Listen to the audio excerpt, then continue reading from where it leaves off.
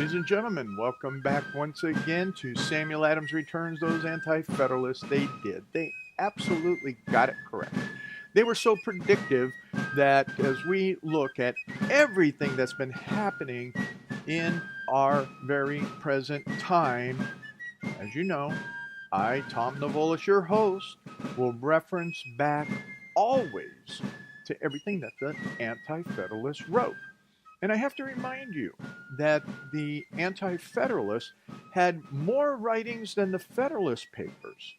And in that, the Anti Federalists were promised by the Federalists that when it came to implementing governance in the Constitution, that the the Anti-Federalists, not the Federalist ideas, this is where they got hoaxed, if you will, the Anti-Federalist ideas would be the predominant ideas for governing the nation and implementing the Constitution. Interesting. So what we have is, from the very beginning, the great hoax. The great hoax being the, how do you want to look at it? You want to talk about it as the great hoax of the Federalists that continue on today into the Demoncrat Party. And I use that term because my dad loves it. He calls them devils, and that they're working with the devil. And having been a Democrat in his earlier life, he knows that which he speaks. So when I taken that into consideration, as well as what we are seeing in Congress every day, and looking at how the Constitution has been put into play, all we can do is go back and look at what the foundational writings were. And in addition to that, we are going to take a look today, once again, where I've taken you before, is at some writings from Edmund Burke. And in addition to Edmund Burke, what we're really going to do in today's program is we are going to restate the Declaration of Independence. The Declaration of Independence, we're going to restate it in such a manner that instead of all of those charges being brought against the king, we can bring those very same charges against the Demoncrats in Congress, the Demoncrats in academia, those that are in fact Marxists and jihadists in particular. And I got to say, the majority of who's there are Marxists. Now, we're going to really start today's program in this first segment with something very, very simple. And it is a charge that I continuously and will forever make. And that charge is based on two different things. The charge is based on what we're going to talk about here from Edmund Burke in relationship to what he had to say on the floor of Parliament. And we're also going to talk about that charge and the charges against modern pastors by virtue of what I'm reading to my grandkids. And you can go to samueladamsreturns.net, and there is a menu item there that is called Chaplains and Clergy. And that is where I am reading, to my grandkids, the chaplains and clergy of the Revolution, to which Edmund Burke addresses. So instead of taking you into the digital library, you'll notice back here behind me, those that are watching on YouTube, what you're seeing is that there's a book missing. And yes, there is. Here it is. A little book, Volume 1, is the major themes on the Founders' Constitution.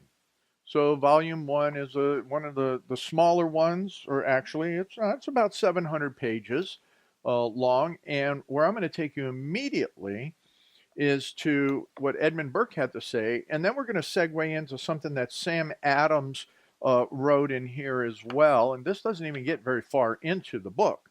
But Sam Adams, when he was writing, and whom he was writing to, was Noah Webster.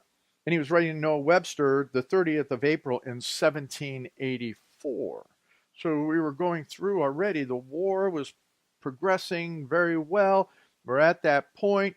We're at that point of getting the Articles of Confederation in, and so on and so forth. Well, not quite. But anyway, we're there. We're getting close. But let's start out at the beginning. Edmund Burke.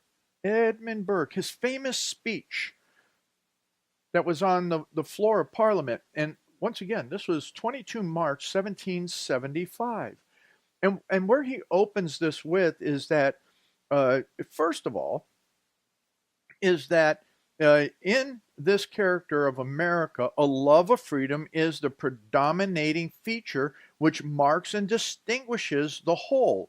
And as an ardent, it is always a jealous affection. Your colonies become suspicious, resistive, and untrackable whenever they see the least attempt to wrest from them by force or shuffle from them by shenanigans what they think the only advantage worth living for. This fierce spirit of liberty is stronger in the English colonies probably than in any other people of the earth. So that's just like almost the opening paragraph. He continues with saying, first, the people of the colonies are descendants of Englishmen.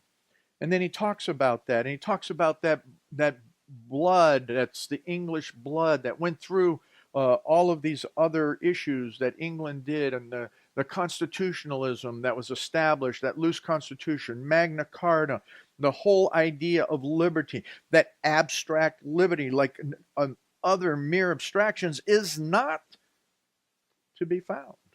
Liberty inheres in some sensible object, and every nation has formed to itself some favorite point. And so he goes in and he's talking about this, and then he's talking about that, about the taxes. But what I want to get to is, what do we have left, Kath? About 5 minutes? About 7 minutes is where we're at right now. But here's the most important thing. And here it is for you pastors, for you church leaders in particular, that I want to draw your attention to from Edmund Burke. He says, if anything were wanting to this necessary operation of the form of government, religion would have given it a complete effect. You see, religion, always a principle of energy, in this new people is in no way worn out or impaired. And their mode of professing it is also one main cause of this free spirit. The people are Protestants, and of that kind which is the most adverse to all implicit submission of mind and opinion. This is the persuasion not only favorable to liberty, but built upon it. You see? He goes on to say, I do not think, sir, that the reason of the avarice in the dissenting churches from all that looks like absolute government is so much to be sought in their religious tenets as in their history. Everyone knows that the Roman Catholic, and of that period, religion is at least coeval with most of the governments where it prevails, that it has generally gone hand in hand with them and received great favor and every kind of support from authority. The Church of England, too, was formed from her cradle under the nursing care of regular government. But the dissenting interests have sprung up in direct opposition to all the ordinary powers of the world, and could justify the opposition only on a strong claim to natural liberty.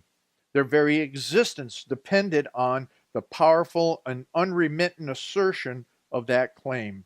All Protestantism, even the most cold and passive, is a sort of dissent, but the religion most prevalent in our northern colonies is a refinement on the principles of resistance. It is the descendants of dissent and the Protestantism of Protestant religion. This religion, under a variety of denominations, agreeing in nothing but the communion of the spirit of liberty, is the predominant in most of the northern provinces. And this means in everything that was happening in the Massachusetts colonies and all of that. Where the Church of England, notwithstanding is legal right, is in reality no more than a sort of private sect, not composing most probably the tenth of the people. The colonists left England when the spirit was high, and in the immigrants was the highest of all.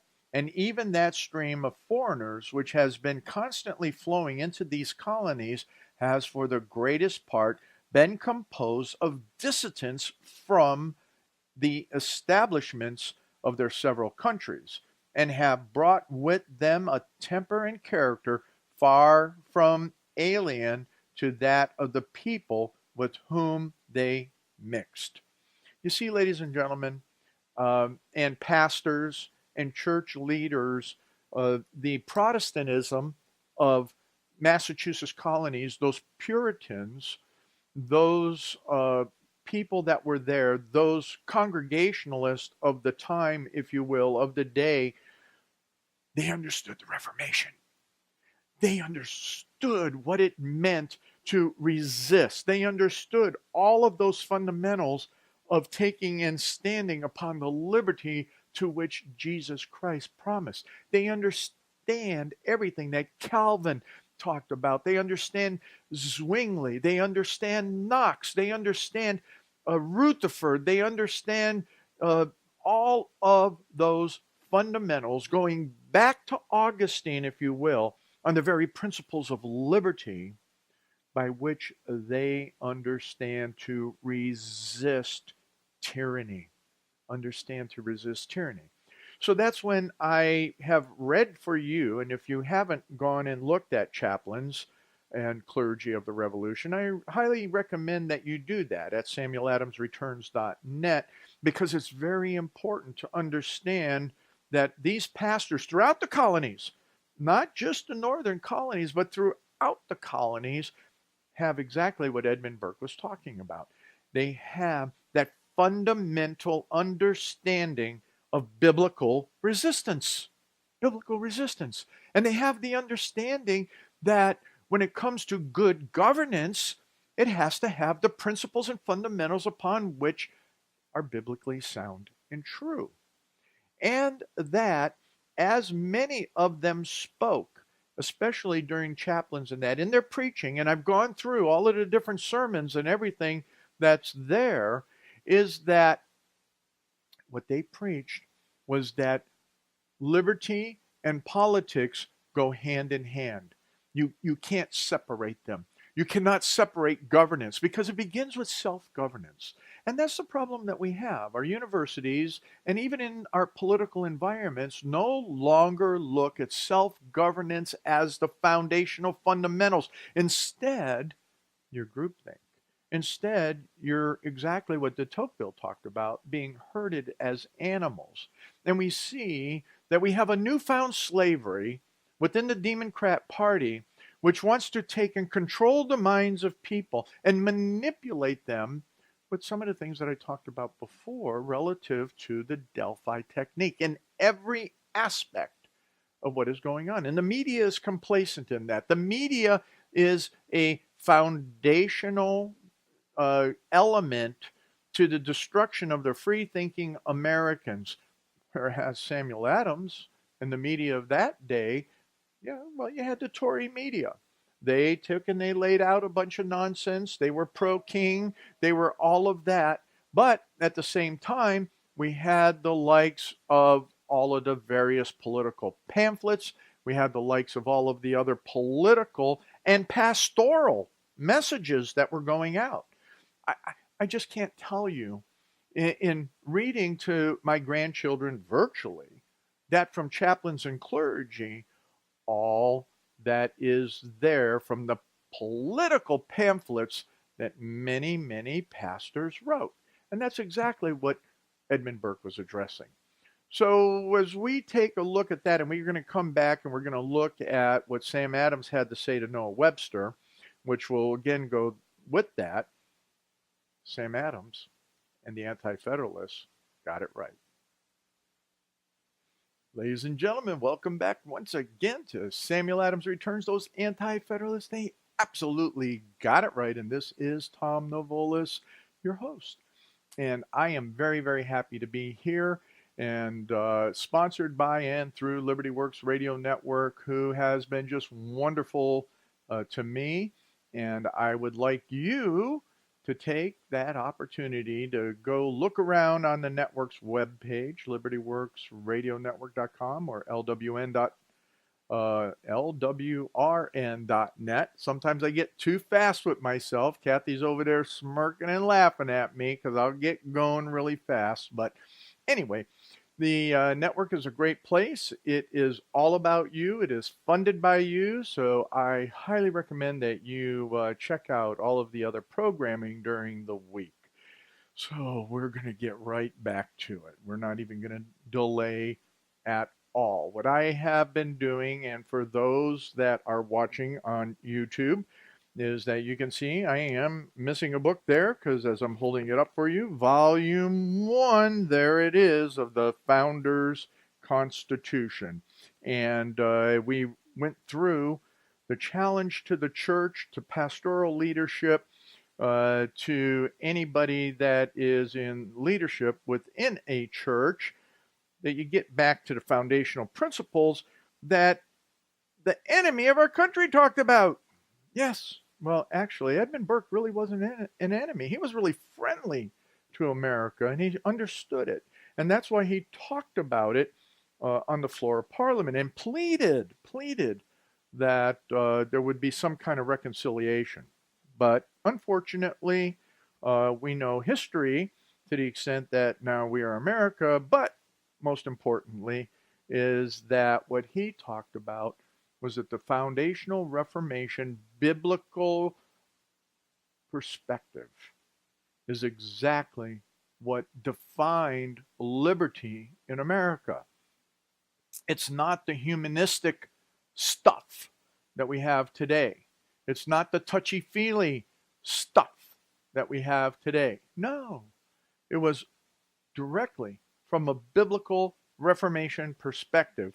And Edmund Burke was talking about that. So, I read it in the first segment. For you that are listening live, that I would recommend you go back to the archives and watch the program on YouTube so that you can go back to that reference. And as you know, you can always go to the website, samueladamsreturns.net. And for today's program in the archives, you will have references to all of the material that we're talking about. I don't pull this stuff out of the air. So anyway, when we're talking about now, as I mentioned, we're going to get into Samuel Adams to Noah Webster. And this was 30th of April, 1784. And when we look at, as we're moving forward into the Declaration of Independence and the fact that we can now correlate the charges that were against the king to that which is the Demoncrat party, Sam Adams here kind of sets a little bit of a baseline on observation and some of the things that we should look at.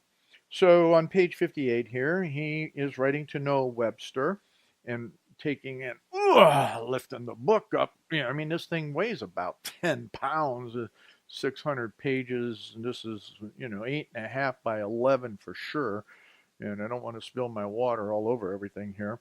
Anyway, Sam Adams goes on. He starts out here. I hope it will not be in the power of any designing men and women, Nancy Pelosi, by imposing upon credulous, though well-meaning persons long to keep this country, who may be happy if they will,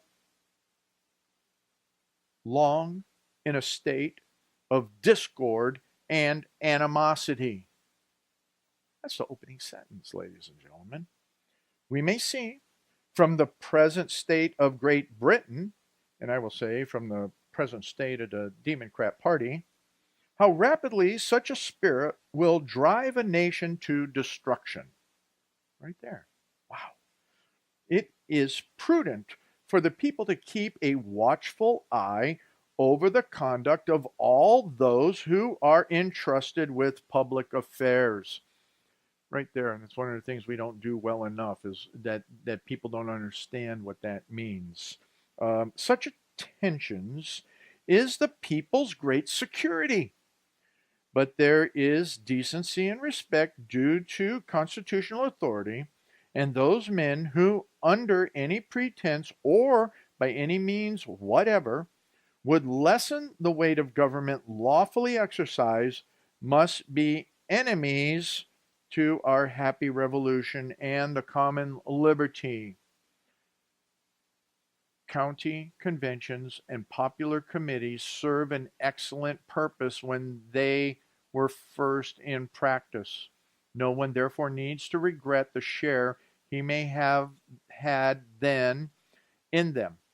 But I candidly own, in my opinion, with difference to the opinions of other men, that as we now have constitutional and regular governments, and all of our men in authority depend upon the annual and free elections of the people, we are safe without them.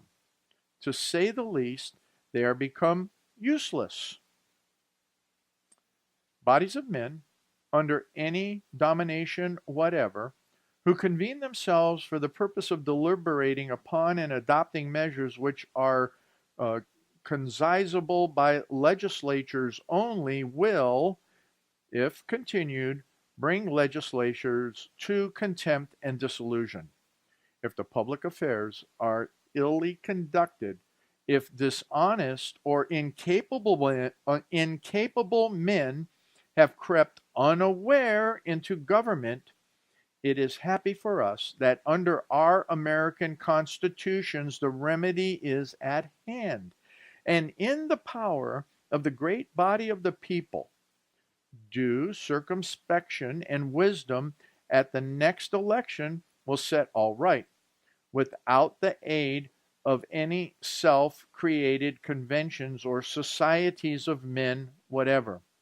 While we retain those simple democracies in all our towns, which are the basis of our state constitutions, and make a good use of them, it appears to me we cannot be enslaved or materially injured. It must, however, be confessed that imperfection attends all human affairs. Some of the things that he was talking about was definitely, Sam Adams was always against political parties.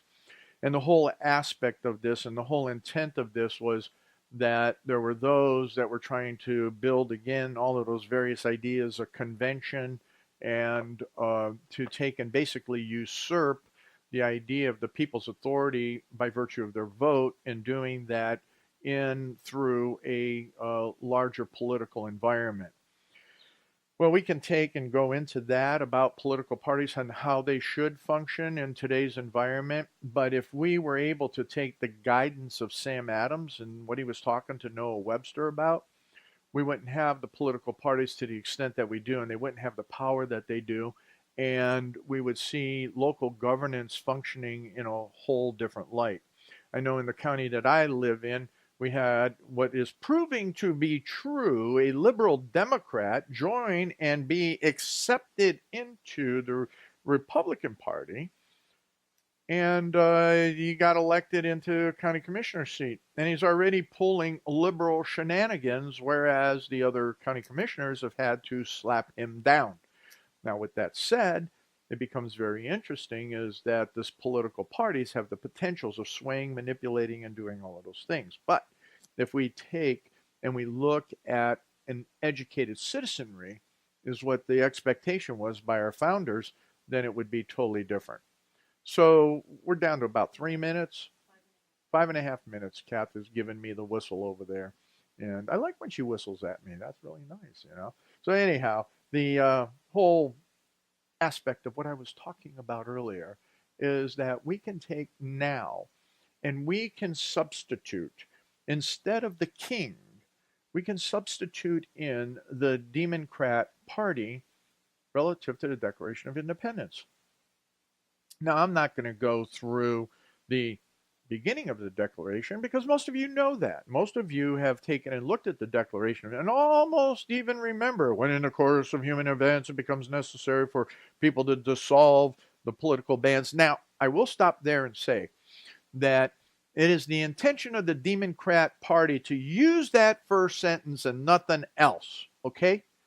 And they won't use a single other word because what happens is it identifies them guilty, absolutely guilty, if you take and you read the rest of it.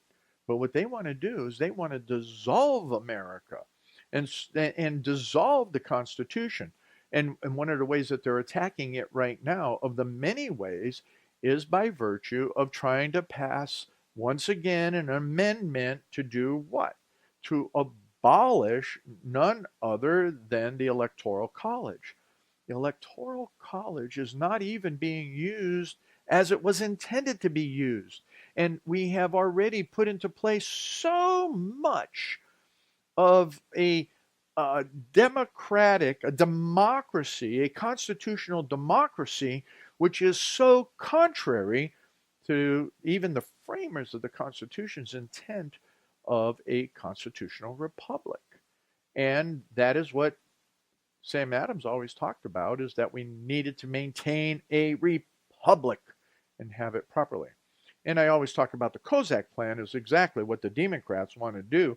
They want to take and bring in a parliamentary and a democracy so that they can gain control, no different than they did in Czechoslovakia when they took that over.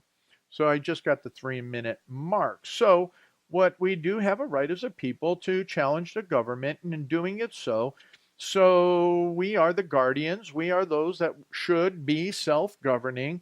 And as we take and we look at the first charge of the king, I charge the Democrats with refusing assent to laws. Refusing assent to laws. And they're making all of the wholesome laws that are necessary for the public good by virtue of what we're looking at, even around securing our borders. Securing our borders. They won't assent to law. That's already in the Constitution. Secure the borders from invasion. Let's see. Forbidding governors to pass laws of immediate and pressing importance, unless suspended in their operations till the Demoncrats' assent should be obtained, and when so suspended, the Demoncrats utterly neglect to attend to them. So, in other words, the Democrats think that their socialism and neo-Marxism is greater than what we have. And as we have seen in the implementation of what the president has been trying to accomplish because of his administrative rights in protecting us, in managing who comes into the country, if it isn't by the Democrat assent, if it is not according to their ideological design and purposes, then you know what? They are going to resist. So that resistance that they're using, that first sentence out of the Declaration of Independence, they are implementing it in a false manner. And that's because we, the people, don't understand how our government's supposed to work. We don't understand what liberty means according to what it was that Edmund Burke was even talking about. And what Sam Adams was saying in protecting it by virtue of from whom? Designing men and women, those that would be subversive to our very nature of who we are as a people. We don't even know who we are as a people anymore. We just don't understand that. Now, I know I'm talking to the choir, but once again, there are those resources for you at SamuelAdamsReturns.net, which will take you to the various archives that are there. It gives you an opportunity to pick up my 2 books right there. It gives you links into Amazon to pick those up there. And quite frankly, I'm making the whole idea of the seminars available as well. But, something, I know nobody's going to take me up on that. So I'll just keep doing what I'm doing here. And hopefully what we can do is educate the people. Ladies and gentlemen, not only that, we have to have a call of action. And that's what Sam Adams did, and that's what the Anti-Federalist expected you to do. Ladies and gentlemen, welcome back to this last segment of Samuel Adams Returns Those Anti-Federalists. They absolutely got it right. And this is Tom Navulis, your host, and we are charging the Demoncrats according to none other than the Declaration of Independence. Wow. I'll tell you what, they have been keeping us in the neo-Marxist humanistic ideology of slavery. That's where they're at. So anyway, let's continue on with several of these charges because there's so many of them, and I am giving my commentary after every charge and how it relates to what's going on in our world today, in America today. Now, let's see.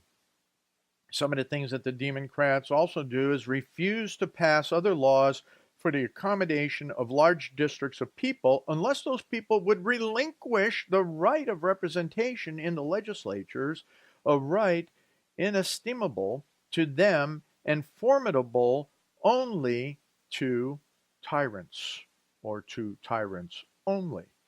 So what we have here is that the Democrats are continuously saying, and they learned what Melanchthon Smith talked about on how to bribe you and everybody else with your own money. And the ones that really do that from an ideological bent, you can take that all the way down into your local government.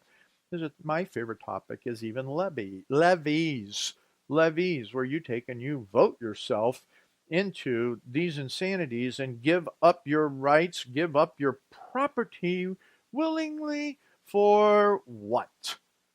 Better education for our children because they need it, and the government understands and can control all of that, and we will tell you and dictate to you what the outcomes are going to be for your children because you don't understand and know your children. And not only that, we're going to establish all this other stuff, and we're going to do it from a local level, but we're going to go after those federal dollars, which are somebody else's tax dollars. My goodness, what is happening? And the Democrats say that if you vote for us, we'll take care of you and we will make sure that all of society is fair, just, and wonderful. Really? Wait a minute, that was a charge against the king. Let's see what else we have here. Let's see. The Democrats call together legislative bodies and places unusual, uncomfortable, and distant from the depository of their public records for the sole purpose of fatiguing them into compliance with the Democrat measures. Now that's interesting. Because when we look at some of the things that these different legislators do, they say, oh, we're going to go to the legislature and we're going to do that. But you know something? We're going to hold a meeting over here and you can't get to the facts and the records that are stored over there. Is that a stretch? I don't think so. Look at it in your own counties. Look at your own townships. Look at it even in your own states and definitely at the federal level. And that goes, what I always complain about is with the 17th Amendment. Let's get the reality check on that. How in the world can two people represent all of the individuals within a state? It's wrong. Absolutely wrong. And especially the Demoncrats. My goodness gracious, what are they doing? Anyway, let's keep going. I'm giving you the old wave over here. Those that are watching. Anyway, let's see. This one they haven't really done, but they really try to do it with all the different amendments and with the MoveOn.orgs and with all of the other subversive organizations that are out there, is to dissolve representative houses. We haven't seen that in effect in many ways, but what we have seen is that in those places where they are predominant, in the legislative bodies, in those bodies that are representative bodies, there's a lot that they do that obviates the actual intent of those representative houses. Let's see. Then we go on. The Demoncrats have refused for a long time, after such dissolutions, to cause others to be elected. Oh, whoa! Voter fraud. I'm telling you. And all of these illegals that they're bringing in, they're using others that have no right to vote as citizens. Ladies and gentlemen, I got a whole another thing coming out of. Anyway, we're not going to get to that. Where in actuality, it talks about the definition of what a citizen is. Let's see. Did I get that in here? That was out of. Oh my goodness gracious! I didn't write that down. I really apologize for that.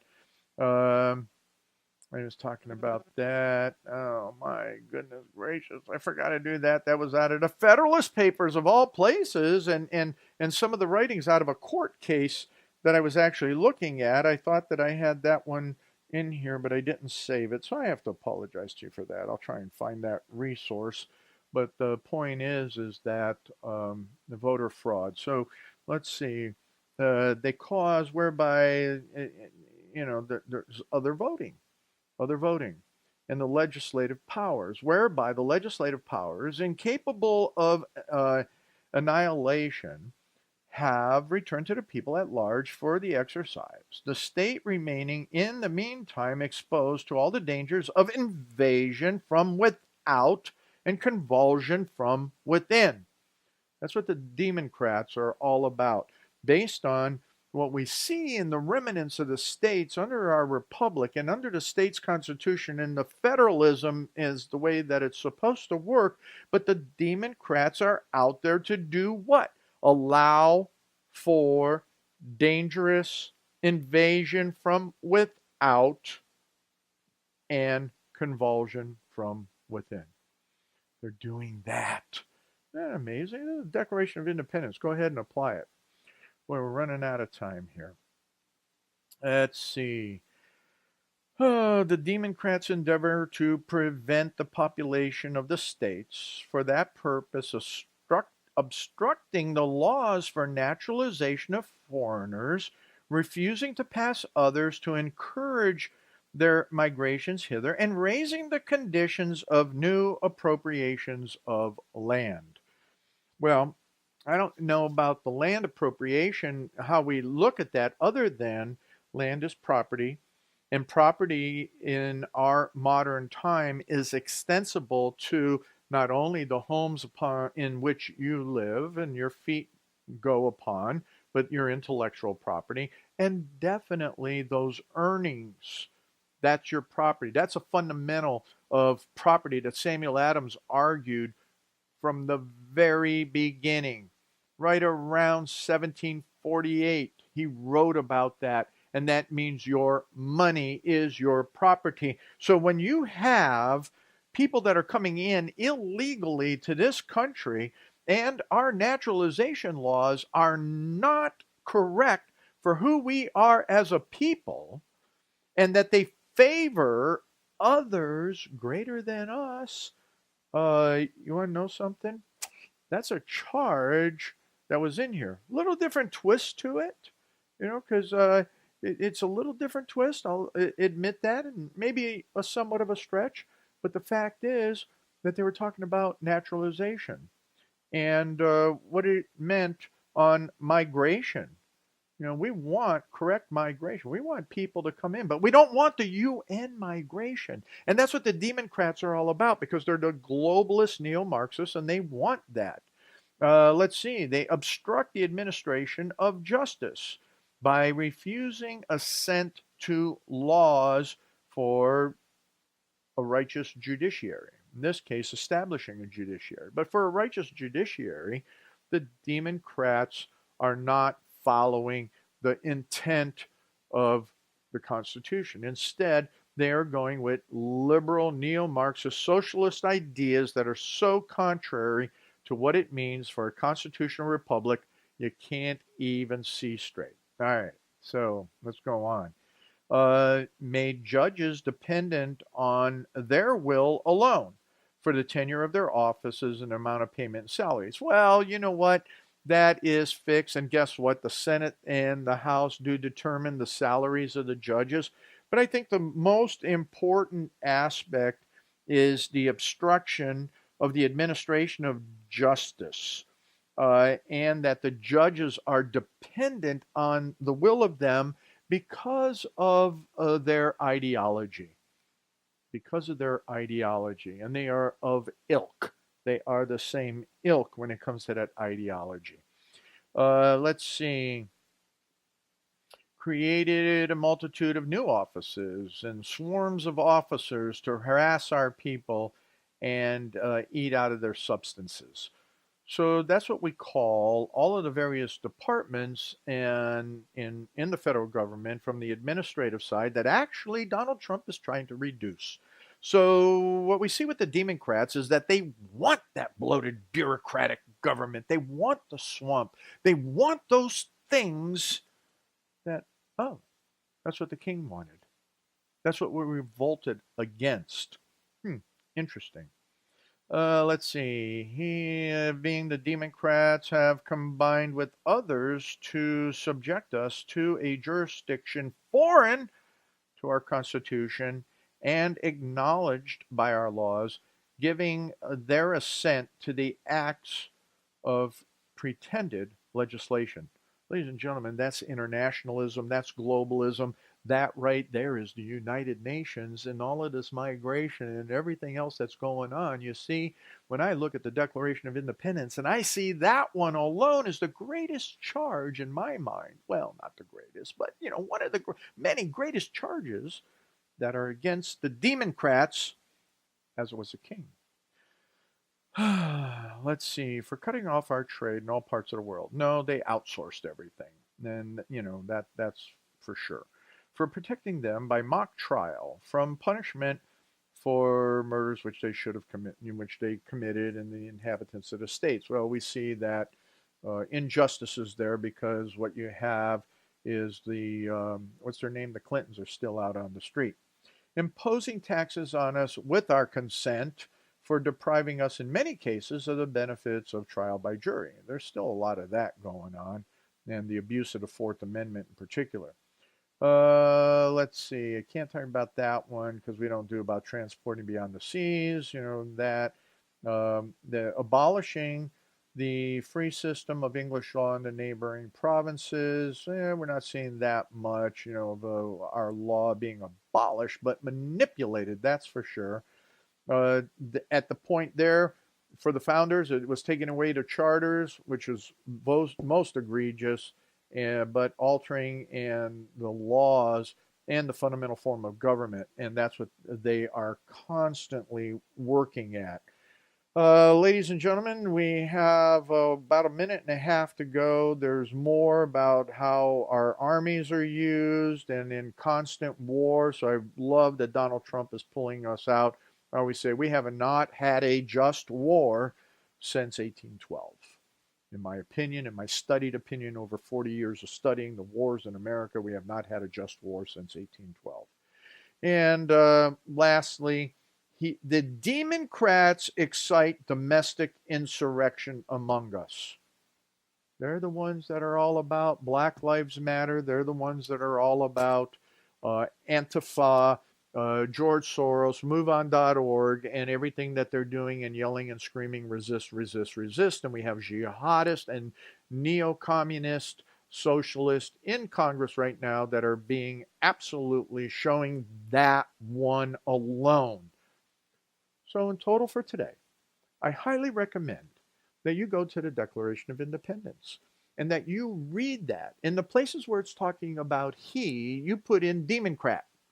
And you will soon see, as you allow your mind to think through everything that is going on in our present day, ladies and gentlemen, we are in a war, a spiritual war, as well as a war that requires us to state again the Declaration of Independence against the Demoncrat Party and all of those who are taking and being subversive with them. So come on back next week when Samuel Adams, he's going to return, and those anti-federalists, they absolutely got it right.